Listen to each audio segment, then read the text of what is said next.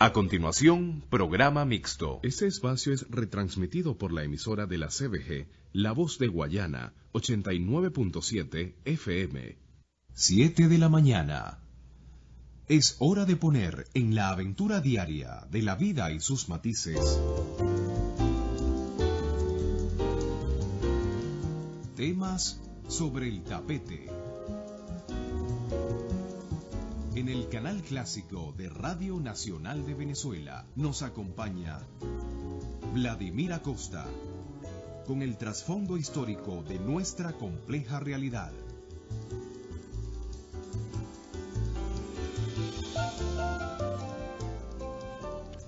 Buenos días, amigas y amigos de Radio Nacional de Venezuela. Aquí estamos, como todos los miércoles, en temas sobre el tapete. Nos acompaña Víctor Mejías en la cabina, Manuel Lazo como director del canal, Elena Salcedo como directora del sistema RNB, y habla para ustedes Vladimir Acosta.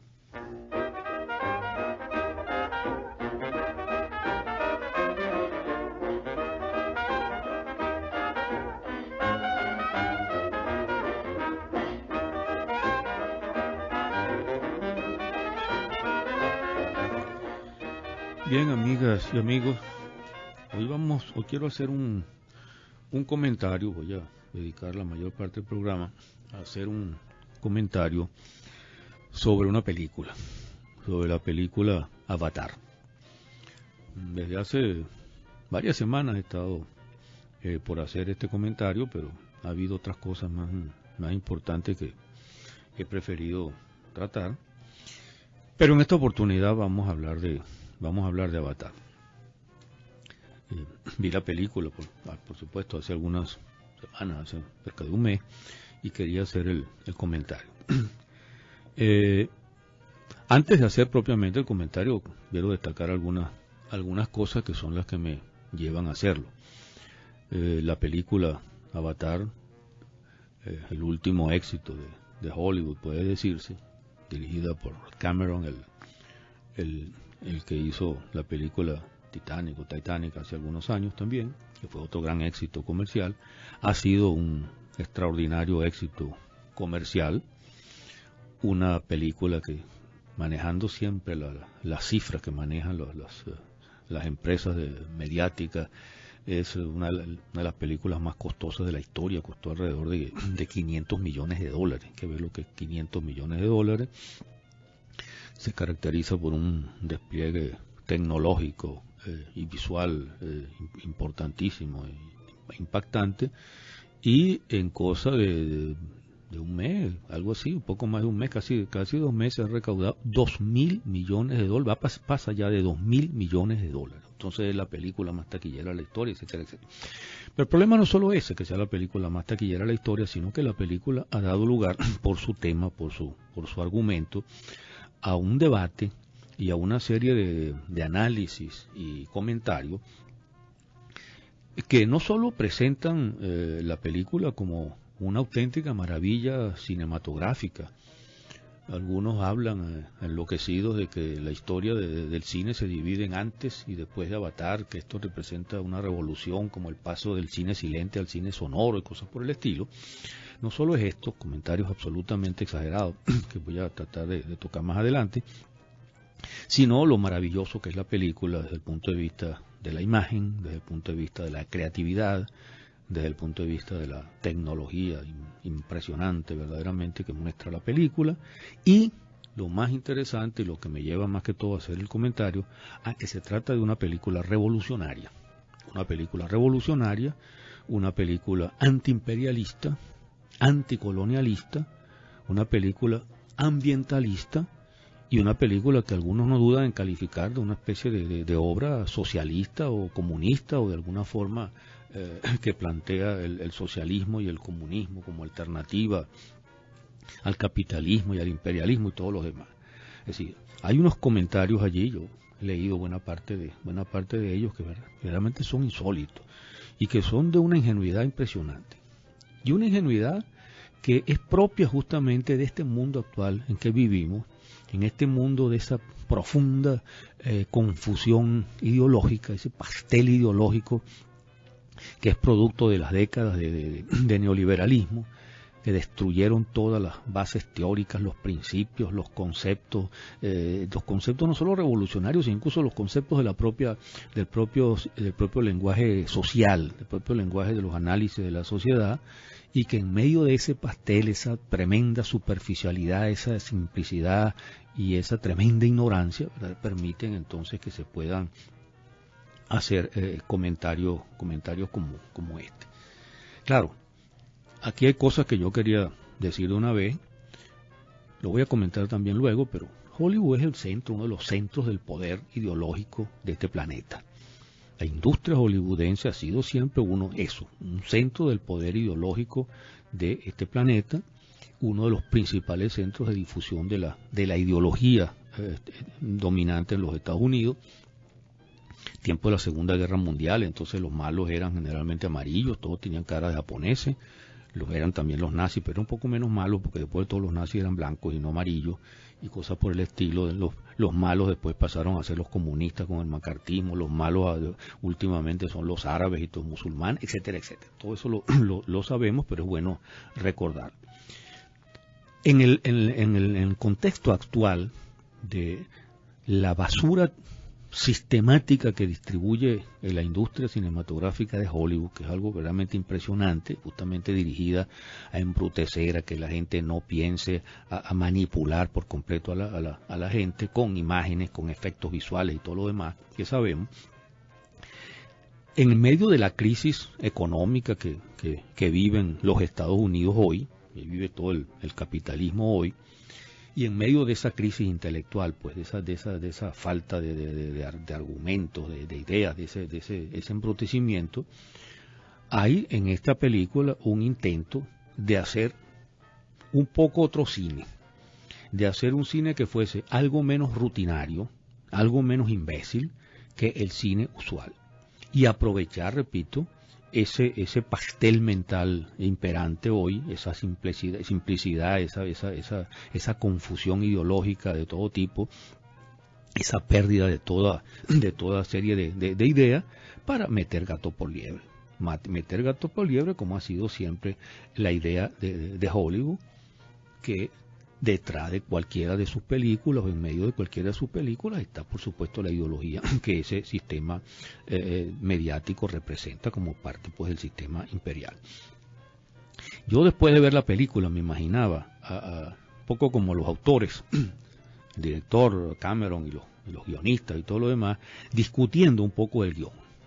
Así como tratemos de hacer entonces una descripción de una invasión colonialista, una invasión colonialista, y tratemos de mostrar como una condena de esa invasión imperialista o colonialista. Los Estados Unidos han sido muy criticados y están bastante desprestigiados justamente por sus brutales invasiones colonialistas, el caso de Irak y el caso de Afganistán.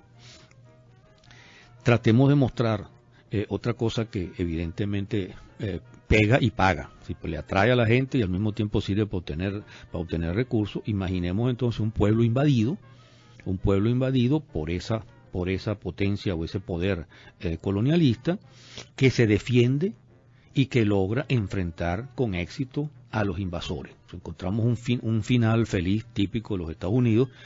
Finales felices que justamente constituyen aquí la excepción, porque la industria hollywoodense ha presentado finales felices en otros casos, pero para mostrar entonces un pueblo más débil, atacado, que se defiende contra los invasores, verdaderamente solo en las películas de la guerra de independencia de los Estados Unidos, cuando ellos eran los sujetos del colonialismo inglés, podía presentarse cosas como esa. De resto, ese tipo de temas no suele ser tocado, y hay por supuesto un impacto que produce la película justamente por tocar ese tema. Y por supuesto alguien diría, el otro de los guionistas, bueno, hay que meterle un toque de Pachamama, pues. Un toque de Pachamama, porque esa es otra cosa también muy importante, el ambientalismo, y entonces meter un componente ambiental que sirve para embellecer la película y al mismo tiempo para captar a mucha gente sensible a los problemas ambientales. Las mujeres en la película no solo es que están buenas, sino que todas son buenas, hasta la científica, para complacer por supuesto a la feminista. Y la película tiene un componente de defensa pues de esa vida bucólica de sociedades, digamos, más o menos primitivas, pseudo primitivas, porque todo es pseudo, hasta defensa de las religiones tribales, del amor a la naturaleza, de la comunicación física y espiritual con la naturaleza, de una suerte de transmigración de almas que se difunde allí, el saber antiguo se puede transmitir, las medusitas aquellas, y del chamaní.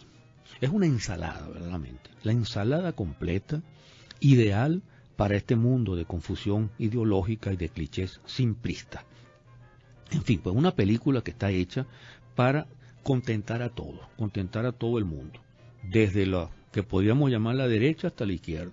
La derecha pues se va a meter un billete gordo con la película, no hay ninguna duda, y está metiendo sus ideas disfrazadas de otra cosa, gato por liebre, de revolucionaria, en la cabeza de mucha gente. Y los sectores de izquierda, porque al final encuentran algo que por fin en Hollywood les da un espacio, les da un cierto protagonismo y se desparraman justamente con ese regalito envenenado. En fin, eso más o menos una primera introducción al tema de la película, pero quiero hacer unos comentarios un poco más detallados. Un detalle antes que se me pase, el protagonista, que no podía ser de otra manera, es un marín, nada más que una joya, que son como son los marines, invasores de países, asesinos, torturadores, criminales. Lo ha pagado un poco porque quedó parapléjico a raíz de su actividad como marín, es decir, como invasor. Y algo que aparece solapadamente, muy rápidamente ya en la película, él declara haber estado en Nigeria y en Venezuela. Esto que algunos enemigos del gobierno bolivariano pueden tomarlo como algo muy bueno, como algo que les simpatiza mucho, si lo pensaran bien, se darían cuenta que más bien es lo contrario. Porque la película transcurre en el año 2154. En 2154 habría entonces Marines que están combatiendo en Venezuela o tratando de invadir a Venezuela. Significaría que el imperialismo está en un conflicto armado con Venezuela. Y si el imperialismo está en un conflicto armado con Venezuela, quiere decir que Venezuela ha estado resistiendo prácticamente 2 siglos contra las invasiones, que todavía hay una pelea allí, es decir, el chavismo sigue en el poder. El chavismo sigue en el poder para el año 2154. Además, el marín quedó parapléjico, es decir, que le están dando duro a los invasores, que en Venezuela se le está dando duro a los invasores. Y repito, si estamos en 2154 y todavía hay un movimiento, una revolución allí en Venezuela que hace que los marines estén invadiendo, bueno, ya no podrá ser Chávez el que gobierna, porque después de todo en 2154 ya no estaría vivo, pero sí es por lo menos el nieto de Rosa Inés. Si desde ese punto de vista a los enemigos de este proceso no les debe, si lo pensaran un poco, lo que pasa es que no piensan, la aparición de ese marín en Venezuela no les debía resultar algo muy simpático. Pero bueno, eso es un detalle. El planeta, en realidad no es un planeta, es una luna de un planeta, Pandora, una luna de un tal planeta Polifemo. Es considerado un infierno. Yo no voy a contar la película porque los que la vieron y los que no la han visto tampoco se la voy a contar del todo. El planeta o la luna del planeta, el Pandora, se considera un infierno justamente por la resistencia de los llamados nativos como en toda película que tienen en el fondo ese corte colonialista disfrazado de otra cosa. Y el planeta, el Pandora, está explotado por una transnacional que tiene un jefe civil, o sea, un dueño, un representante, un gerente civil, que es el malo de la película, aunque no se ve mucho porque no asume el papel sino ocasionalmente, y un subordinado militar, el tal coronel Quaritch, que es justamente el que hace el papel más sucio porque justamente como militar, como soldado, el que le toca justamente encabezar la represión, el autoritarismo, la violencia, el crimen y todo lo demás. Un asesino implacable.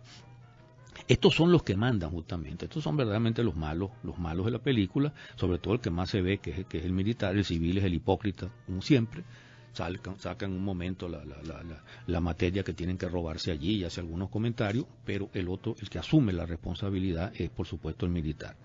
Y hay un tercer personaje que en principio forma parte de los malos, pero aquí pronto se convierte en bueno, que es el científico. que en este caso no es un científico hombre, sino una científica, una mujer científica, que por cierto, además, lo primero que hace cuando despierta en un momento ahí al comenzar la película es empezar a fumar. La tipa fuma como una chimenea, lo cual de alguna manera nos está mostrando que el cigarrillo tiene futuro, porque repito, estamos en 2154, cuando se supone que las campañas de lucha contra el cigarrillo debían haber dado algún resultado, y aquí tenemos una científica que es casi protagonista de la película, que lo primero que hace es fumar y que fuma todo el tiempo. La científica, la doctora Grace Agustín, parece mala al principio, autoritaria, pero en el fondo resulta buena. Aquí hay una idea que también vale la pena destacarla de una vez, es rescatar un poco a los científicos. Es decir, de los tres poderes que se mezclan allí, el poder, digamos, económico, el poder militar y el poder de la ciencia, justamente para poder invadir planetas, tener una tecnología más avanzada, capaz de permitir estas invasiones. Los malos son el jefe de la transnacional y el militar, que es el peor, pero la científica entonces es buena. Y además ayuda a que sea buena el hecho que es mujer y que es una mujer atractiva por lo demás. Resulta que uno podría decir que los peores de los tres, peores que el gerente de la transnacional, peores que el militar, es el científico. Los científicos, estos científicos que trabajan para esas transnacionales y que son los científicos asociados a la industria armamentística, son criminales de guerra. Son criminales de guerra, son los peores, porque tienen mayor conciencia de lo que están haciendo y que simplemente son mercenarios al servicio de ese poder, que les paga unos sueldos de maravilla, que no son inocentes, que repito, son los peores, saben lo que hacen, les pagan bien, y su ciencia no es sino criminalidad disfrazada de ciencia. Utilizar una tecnología que está destinada a matar, a asesinar, a explotar países, a saquear países, a cometer crímenes espantosos. Las bombas inteligentes, lo que sea, los misiles tales o cuales, el proyecto HARP, lo que sea, todo eso va dirigido a mantener el poder, y es uno de los instrumentos fundamentales de ese poder. De esta manera que esos científicos no son ningunos angelitos, así esta señora aquí, que comienza siendo mala, se vuelva buena y hasta termine muerta. Bueno, quiero contar la película, porque ustedes la vieron seguramente. Aquí el objetivo central de esta transnacional es apoderarse de un mineral que es imprescindible para los intereses, pues, de la empresa, una suerte de coltán o de petróleo azul, una cosita allí medio gelatinosa, pero que le crea problemas a la transnacional, a pesar de que tiene ocupado el pequeño planeta, porque esa sustancia se encuentra debajo de un árbol sagrado de los habitantes del planeta, y los cuales están dispuestos a defender con su vida su cultura. Y la transnacional, hay un juego un poco de la cosa tanto ambientalista como la presión de derechos humanos, la hipocresía pues más o menos actual sobre los derechos humanos. La transnacional quiere cuidar un poco la forma. Por eso está tratando de intentar el saqueo por las buenas, pero al final tiene que hacerlo por las malas. Una cosa que llama la atención inmediatamente en la película es que la potencia invasora que hay aquí no se presenta como un país invadiendo a otro, una de las manipulaciones o de las cosas engañosas de la película, sino que se presenta como una transnacional privada. Una transnacional privada, por supuesto, no son los Estados Unidos, pero evidentemente los soldados son norteamericanos. El coronel en un momento llama a terroristas a los que están luchando, a los navis que están luchando por defender su tierra. En un momento le dice a los soldados no están en Kansas o algo parecido. Se está hablando de los Estados Unidos y es Estados Unidos. Y el parecido es absoluto, por supuesto, con los Estados Unidos, con la invasión de Irak, con la invasión de Afganistán. La misma brutalidad. Y aquí justamente toco uno de los temas que voy a tocar más adelante, el carácter en el fondo reaccionario de esta película, que se presenta para algunos como revolucionaria. Lo que tenemos como futuro para el año 2045 es la misma brutalidad, son las mismas invasiones, son los mismos crímenes, y van a ser peores, porque todavía hoy los invasores son estados, los Estados Unidos fundamentalmente. Y a pesar de que utilizan los llamados contratistas, esas empresas de asesinos profesionales que controlan soldados, y que evitan que los estados tengan que asumir la responsabilidad de sus crímenes, todavía no son lo dominante. Ahí sí hay futurología en el sentido de decir que entonces para el año, imagínense, para el siglo XXII, los que van a cometer todos estos crímenes van a ser empresas transnacionales militarizadas, asesinas, que van a permitirse ya no solo invadir países, sino invadir planetas, conquistar y saquear planetas. Después voy a hablar de ese futuro que nos espera según esta película. Ahora bien, los naturales del planeta no son humanos, no son seres humanos. Son humanoides, es decir, son unos bichos raros, simpáticos, más o menos bonitos, con un color llamativo, pero son unos bichos raros, son medio animales, son una suerte de gatos azules, con unos rabos largotes, unos rabos de mono, y se llaman Navis, y actúan como gatos, son como felinos, incluso cuando están peleando, cuando ganan la pelea, sacan los dientes y hacen realmente como exactamente como un gato o como un tigre, y parecen un poco africanos por los rasgos. Por supuesto, no se atrevieron los guionistas a ponerlos negros, porque ponerlos negros evidentemente podía ser algo que llamara, que hiciera que los llamaran racistas. Entonces los pusieron azules, color como neutro, bien bonito, bien simpático.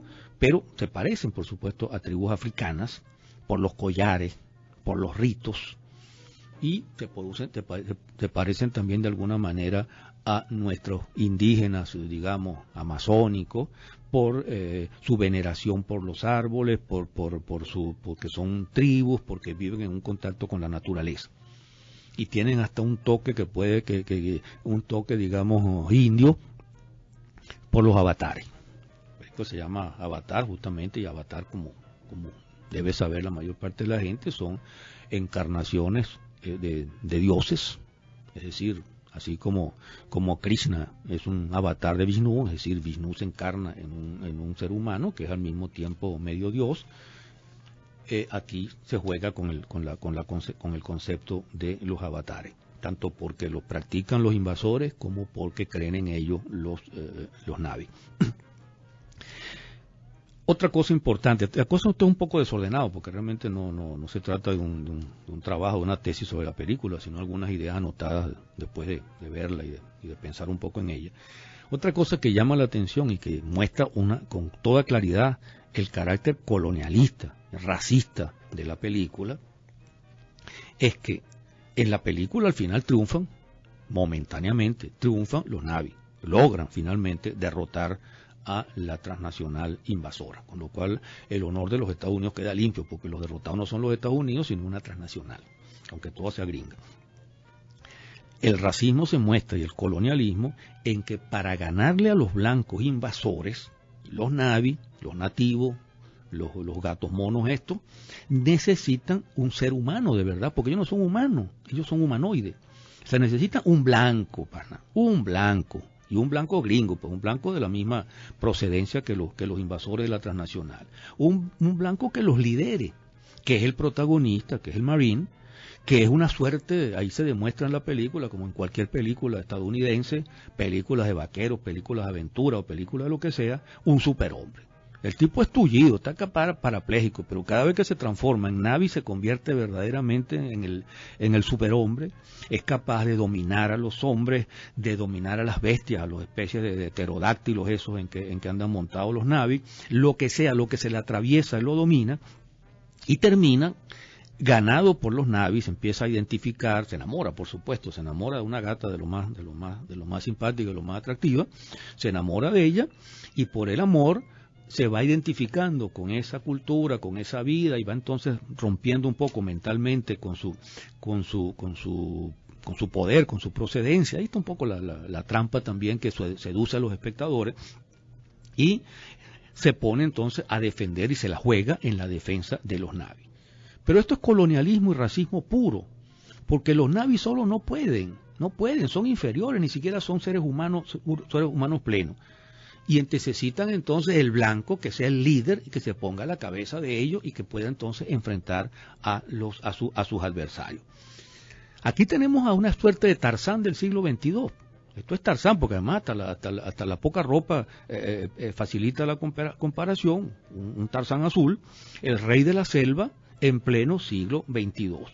O un marine parapléjico que resulta ser un Superman prácticamente, que se transforma en Superman, así como el tarugo de Clark Kent se convierte en Superman cada vez que quiere. Y es más, para el racismo gringo, todo yanqui es superior a los pueblos nativos. Hasta los tullidos son superiores a cualquier pueblo nativo. Si ellos para ganar necesitan su gringote, que se volvió bueno, que venía de invadir Venezuela, donde lo daron tullido, bien tullido, por invasor, y que entonces ahora se convierte en un tipo bueno, por supuesto, por el amor, porque el punto de partida tiene que ser una cosa que le llegue más a la gente, más sentimental. No es que él descubre la cultura, es que él descubre la cultura a través de la gata sabrosona esta, y entonces al ser seducido por la gata, entonces es que empieza a ser seducido por la cultura, y así se le llega mucho más tanto al argumento como a la emotividad de los espectadores. La película, además, y sí, repito que estoy hablando en forma desordenada, con el claro estilo yanqui o la típica concepción yanqui, quiere mostrarnos, y esto nos lo muestra a lo largo de la duración de la película, son más de 2 horas, que la vida en cualquier planeta, como en este planeta, en cualquier otro planeta, es un torbellino. Y una de las cosas que seduce a muchísima gente, por supuesto, a mí a veces es el momento que me pareció verdaderamente insoportable, pero la vi igualmente, es que la vida, y eso no es nuevo, eso está presente en la mayor parte de las películas hollywoodenses y en la idea que se quiere mostrar del mundo de hoy, está en la publicidad, que la vida es un torbellino, que la vida es una locura, que la vida es acción y más acción, que no hay otra cosa, como muestra la película, sino juegos de cámara, sobre todo además si se utiliza la tercera dimensión, juegos de cámara, luces por aquí, luces por allá, tomas por aquí, tomas por allá, primeros planos, movimiento, carrera, vegetación, animales, medusas que caen como lluvia sobre el papachongo, sobre el marín y lo cubren, y entonces se revela como un ser sagrado. Todo salta, todo brinca, los animales, los pterodáctilos, los gatos, los marines con sus cuerpos artificiales de Navi, los Navi que son esos híbridos de gatos con monos, es decir, todo verdaderamente se mueve a un ritmo vertiginoso y aquello no para. Eso tiene una idea, o tiene un objetivo. El objetivo es que la acción se coma la capacidad de reflexionar o de reflexión. Y eso es propio de todas esas películas y de toda esa idea de embrutecer a la gente y de manipular a la gente. Acción y acción y acción y efectos audiovisuales de todo tipo, un ritmo avasallante y no hay tiempo de pensar. No hay tiempo de pensar. La mente queda completamente vacía, los ojos encandilados como el 2 de oro, viendo aquella brincadera de gatos y de pterodáctilos y de cuantas cosas hay. Y por supuesto, las 4 ideas que la película quiere meter allí de contrabando, ideas simplistas, entran con más facilidad en medio de esa saltadera y esa corredera de cualquier cosa que no deja tiempo para la reflexión. La película es para ver y para gozar de los efectos, lo que puedan gozar de esa avalancha, de esa catarata de efectos, pero evidentemente no hay tiempo para pensar ni reflexionar, y eso es un poco los objetivos para poder meter el gato por liebre que se presenta pues en el guión de la película.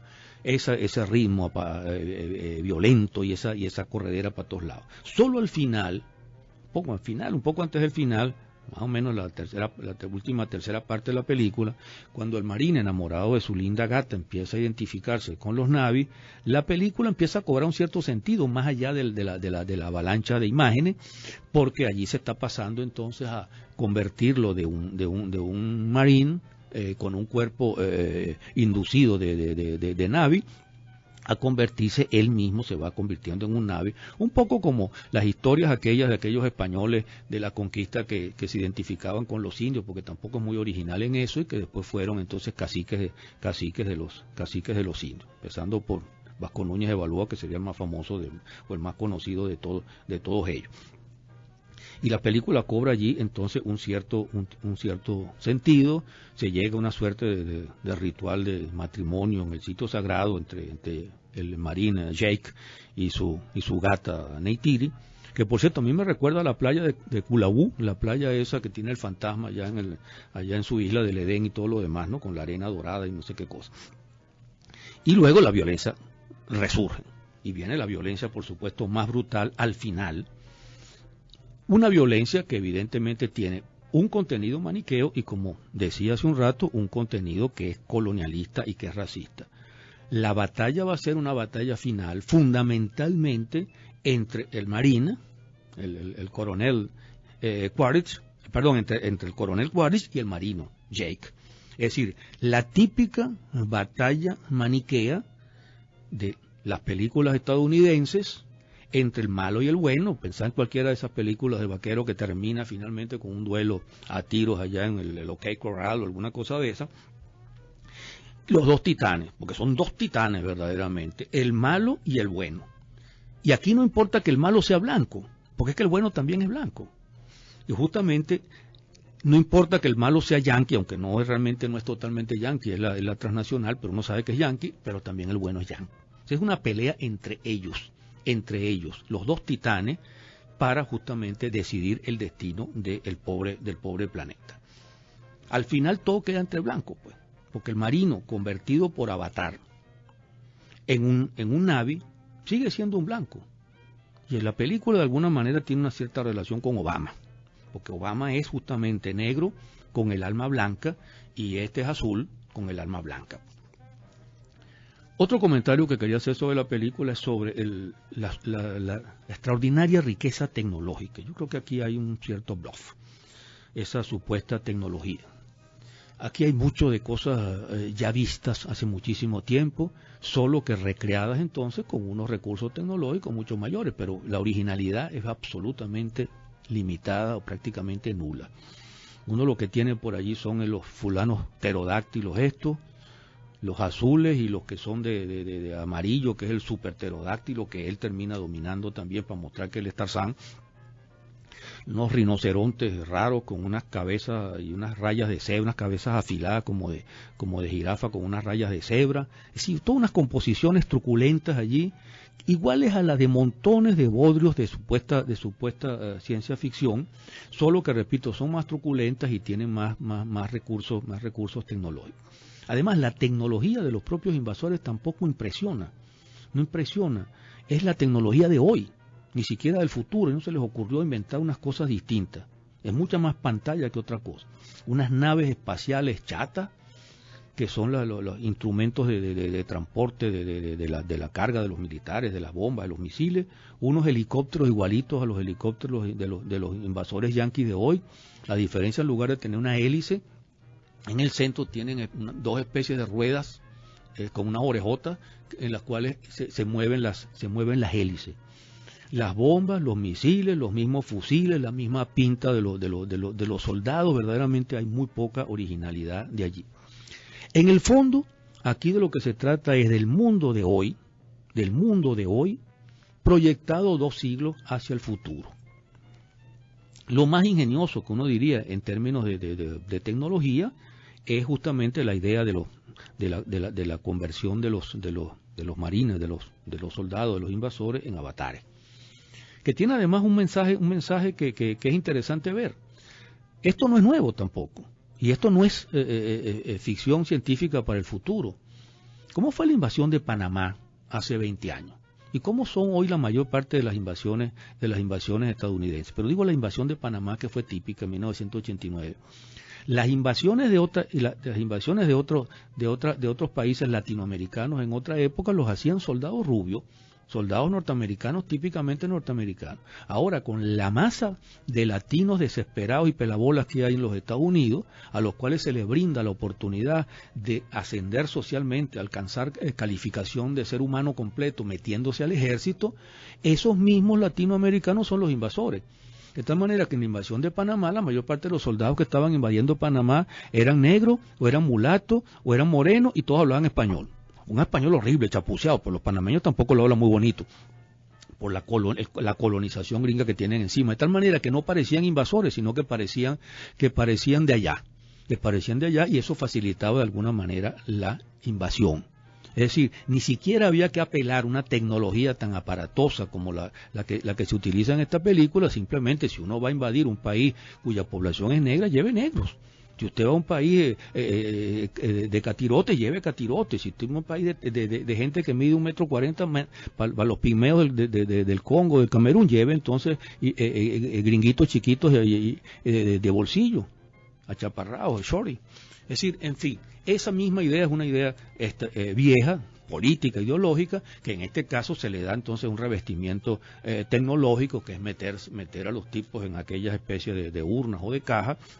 Y así los mercenarios invasores adquieren entonces por esa vía unos cuerpos artificiales, están en el sitio y están en el otro lado allá, se proyectan hacia allá en una suerte de forma genética o física proyectada, y se mueven entonces en el mundo de esto y pueden comunicarse como esto. Igual que los soldados gringos en Panamá sin necesidad de las cajotas estas. Lo que quiero mostrar de todo esto es que se trata de un futurismo profundamente reaccionario, y me cuesta entender cómo alguna gente ve aquí entonces una película socialista, una película revolucionaria o algo parecido. Lo que esta película nos está mostrando, y no lo está mostrando abiertamente, sino lo está mostrando con las imágenes, con las conductas, que así es como las cosas quedan. Es más fácil introducir en la mente de la gente las cosas sin decirlas del todo que diciéndolas. Y se para un tipo allí en la película a decir, el futuro es tan negro como ahora, porque entonces seguirán invadiendo, y ahora no van a invadir los países, sino que tenemos transnacionales privadas que se encargarán de hacerlo. Bueno, esto parece un mensaje, un discurso que pasa, pero si uno ve lo que está pasando allí, esa cosa le entra mucho más a la mente que dicha de esa manera didáctica o casi profesoral. Lo que nos está mostrando la película es que lo que nos espera es más violencia. Es un mundo de dominación imperial mucho más terrible y mucho más implacable que el mundo de hoy. Es decir, lo que nos está mostrando es que este mundo no tiene esperanza, que este mundo no tiene ningún remedio. Es decir, que este mundo es el mundo del capitalismo, de la explotación y de la propiedad privada, hasta el punto de que se trata de un futuro dominado por empresas de mercenarios, de los llamados contratistas, de asesinos privados, que no solo invaden países como invaden hoy, ahí está Irak y ahí está Afganistán, sino que tendrán capacidad dentro de 2 siglos de invadir planetas enteros, sin responderle a nadie, porque tendrán prácticamente el poder, los estados se habrán desintegrado de tal manera que finalmente empresas privadas ejercerán definitivamente el poder, podrán atropellar, asesinar, cometer todo tipo de crímenes con la mayor impunidad. El mensaje pues escondido allí que queda es como, muchachones, pórtense bien, entreguen sus materias primas verdaderamente, porque el destino es un destino terrible. El capitalismo es el sistema inmortal. El capitalismo lo que hace cada vez es, al mismo tiempo que se vuelve más poderoso, se vuelve más brutal, se vuelve más privado, pero ese es el destino. No hay ninguna otra alternativa. Los que saquean Pandora, como lo he dicho y como lo hemos visto, son una transnacional brutal que está buscando ese mineral, y para ello saquea, mata, roba y todo lo demás. Y el final, incluso de la película, es un final falso, es un final completamente demagógico. Si uno lo piensa, la película tiene que satisfacer a un público mostrándole que los Na'vi, con su Tarzán, con su Superman cuadripléjico, ganaron la pelea. Ganaron la pelea porque tienen a su Superman, primera gringo blanco, primer mensaje allí solapado, pero ganaron la pelea, lograron parar la invasión. Les tumbaron el árbol prácticamente, pero lograron parar la invasión. Y ganaron. Pero esto es una cosa absolutamente ficticia, porque cualquiera puede entender, y probablemente habrá un Avatar 2 por allí, ya deben estar haciendo los cálculos, preparando el guión, donde se verá claramente que no podían ganar porque con esos pterodáctilos y con esos rinocerontes y con esas flechas, me olvidaban las flechas, que bueno, son como unas flechas casi envenenadas, recuerdan las flechas con curares que usaban los indígenas para defenderse de los españoles. No van a poder ganar a misiles, a bombas atómicas, a bombas le tiran 2 bombas atómicas y vuelan la mitad del planeta. En fin, el final es también entonces un final demagógico y un final engañoso. Pero lo que me interesaba destacar sobre todo es que lo que se nos muestra allí pues es un futuro terrible, un futuro reaccionario, un futuro de capitalismo eterno y un futuro de privatización capitalista que lleva al punto pues de que sean las transnacionales las que ya estén prácticamente en el poder y que tengan la capacidad, sin responder a nada, a ningún Estado, a ninguna organización internacional. La Tierra no se ve allí, la Tierra aquí lo que se ve es una proyección de la Tierra, tengan entonces la capacidad de invadir planetas enteros para seguirlos saqueando. ¿Saquearlos para qué? Para el beneficio, por supuesto, de las propias transnacionales y del poder que está detrás de ella o que forma parte central de ella. Ese es el mensaje fundamental de la película. Y yo quería, para terminar el comentario, que se hizo un poco más largo de lo que pensaba, tratar de hacer una comparación entre este futuro brutal, reaccionario, terrible, pesimista, disfrazado de otras cosas que nos ofrece esta película, con el de la llamada ciencia ficción de hace algunas décadas. Y empiezo a hacer un comentario sobre la propia expresión ciencia ficción. El término correcto en español, yo no soy ningún purista ni nada parecido, pero ciencia ficción es un disparate, sería ficción científica. Ciencia ficción es science fiction, que en inglés contiene la palabra ciencia y la palabra ficción, pero que ni en inglés ni en español significaría ciencia ficción, sino ficción que se hace utilizando la ciencia. Los que tradujeron esto cuando empezó a ponerse de moda el término son los típicos burros que ni saben inglés ni saben español y funcionan como traductores de inglés al español. Y tradujeron entonces mecánicamente las dos palabras, las pegaron, hicieron una palabra que evidentemente es un disparate. Ciencia ficción en lugar de ficción científica. Son los mismos burros que si ven en inglés que está escrito Quicksilver, Quake significa rápido y silver significa plata, ellos traducirían plata rápida. Pero Quicksilver en inglés no significa plata rápida, sino mercurio, azogue. Habría que traducir por mercurio, pero habrían traducido seguramente plata rápida. Y lo mismo, cuando ven una libélula, en inglés se dice dragonfly, que es que dragón y mosca, traducirían entonces, como lo he visto yo en algunos documentales, mosca dragón, en lugar de libélula. Es decir, esto es una traducción disparatada y se impuso, por supuesto, se impuso. Suena un poco pedante hablar de ficción científica cuando se impuso la expresión ciencia ficción. Pero bueno, hablemos entonces de la ciencia ficción producto de esta burrada.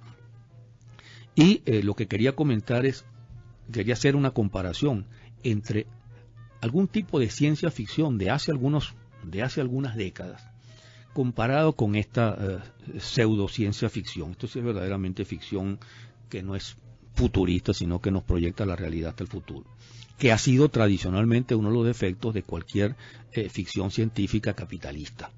Desde Mandrake, con Magnón y el imperio, aquel imperio de no sé cuántas galaxias, que verdaderamente el imperio romano bizantino en el siglo 40 y tanto o algo parecido, hasta esta película que proyecta el mundo de hoy para dos siglos más adelante con los mismos valores, los mismos criterios, incluso haciéndolos peor. Quería hacer la comparación con la ciencia ficción, digo, de hace unas décadas, particularmente con la soviética, con la llamada ciencia ficción soviética, que intentó y tuvo muchos éxitos en ese sentido, obras muy interesantes en ese sentido, utilizar, que es lo que sería correcto, la ciencia, la llamada ciencia ficción, para imaginar un mundo mejor, para imaginar un mundo más justo, para imaginar un tipo de sociedades diferentes y no esta basura de sociedad capitalista, criminal, implacable y privatizada que nos promete una película como Avatar. Yo he sido bastante aficionado a la llamada ciencia ficción, he leído montones de novelas y de relatos cortos de ciencia ficción y recuerdo haber leído muchos de estos excelentes relatos soviéticos. Estos relatos soviéticos, por supuesto, no tuvieron suficiente difusión en Occidente, en el llamado mundo capitalista, venían de la Unión Soviética, venían del comunismo, lo que sea, a pesar de que algunas de esas obras, sobre todo relatos cortos, lograron aparecer, incluso ser traducidos a idiomas, hasta al español. Yo recuerdo una antología muy hermosa, lo mejor de la ciencia ficción rusa, una gruesa antología publicada por la editorial Bruguera en España en 1968, y otra antología muy buena también, un poco más reciente, de 1986, lo mejor de la ciencia ficción soviética, que son dos tomos, creo que hasta un tercer tomo. En esta visión se trataba de utilizar la imaginación científica, la posibilidad de imaginar logros tecnológicos pensando no en el capitalismo, no en proyectar 2 siglos o 3 siglos o 5 siglos o 10 siglos más adelante el mismo capitalismo miserable que tenemos, sino una sociedad donde hubiese más justicia, donde hubiese otros valores u otros conceptos. Por supuesto, la crítica que se le hacía a esto es que era utópico, que esto era utopía. Sí, es verdad, sí era utopía, pero también es utopía Avatar. La diferencia es que aquella era una utopía cargada de esperanza, llena de esperanza, una utopía, y esta es una utopía llena de derrota.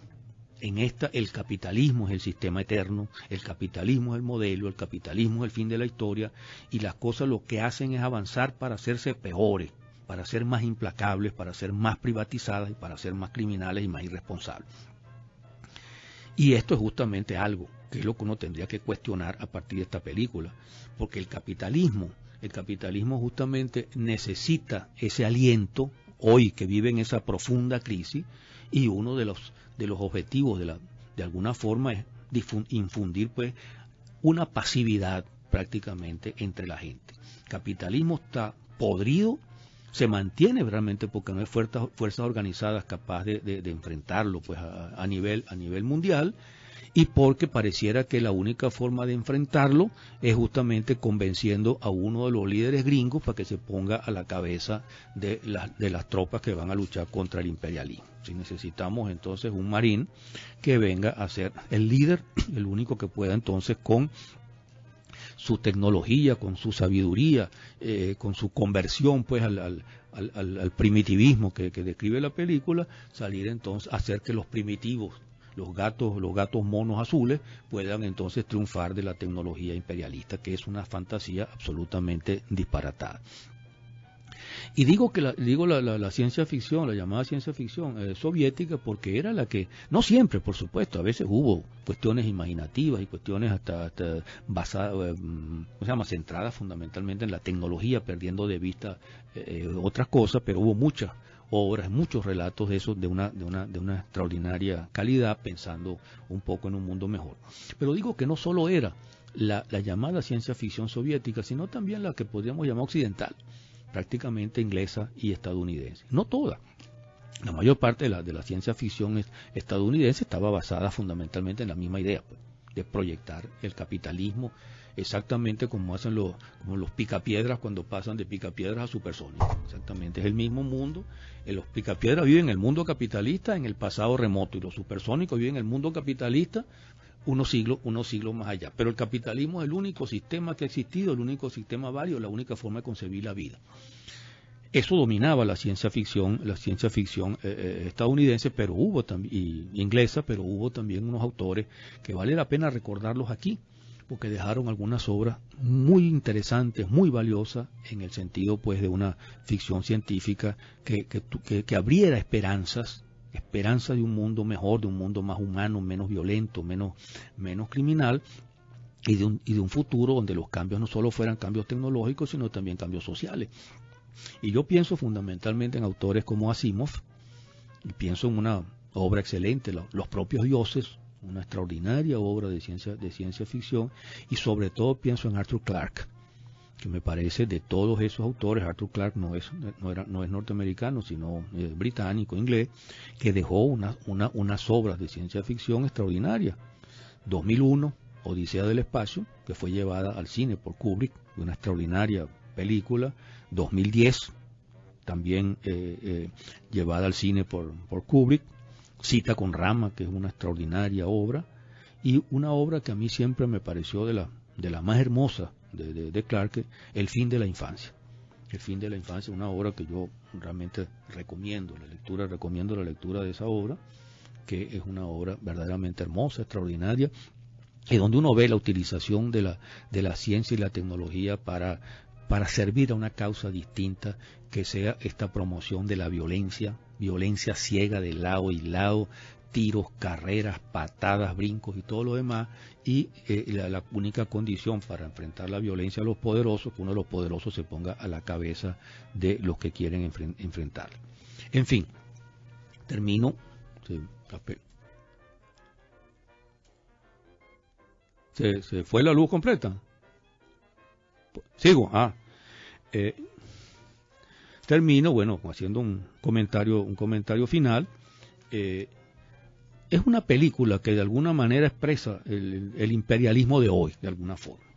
Y de ahí la ingenuidad de quienes creen que ese imperialismo, que aquí es el imperialismo que es Hollywood, como uno de los instrumentos fundamentales de ese imperialismo, puede hacer películas antiimperialistas, anticolonialistas, ambientalistas y revolucionarias.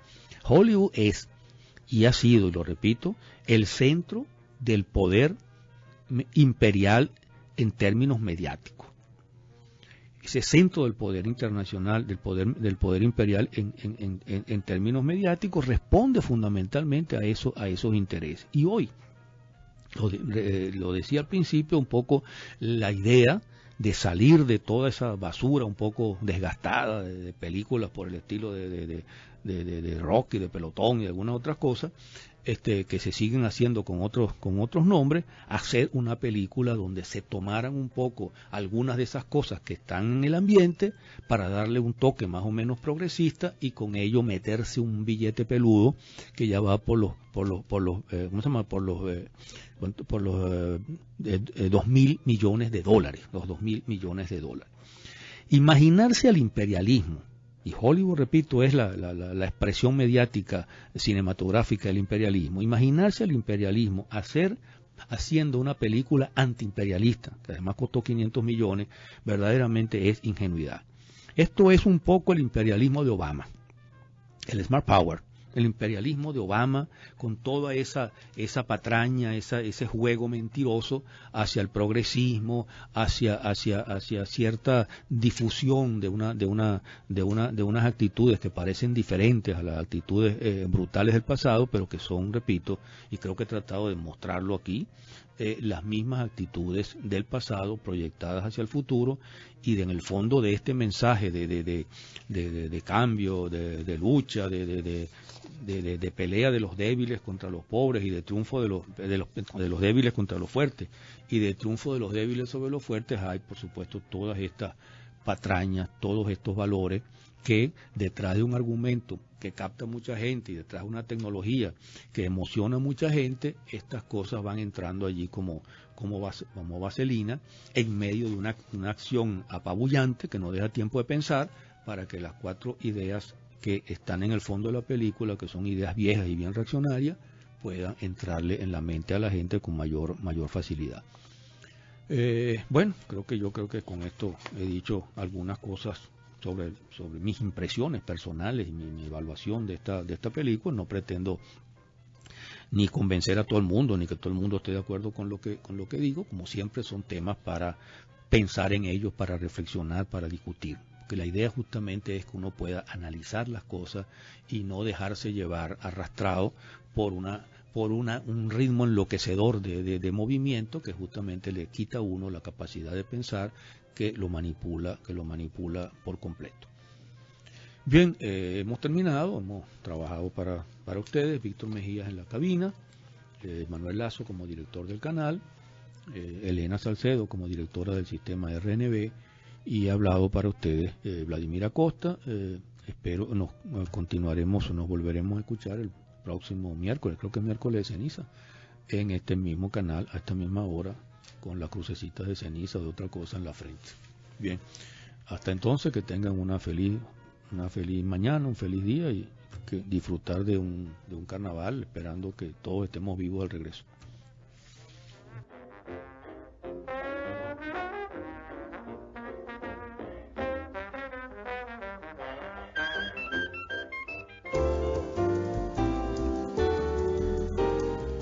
El canal clásico de Radio Nacional de Venezuela presentó Temas sobre el tapete. La aventura de la vida y sus matices.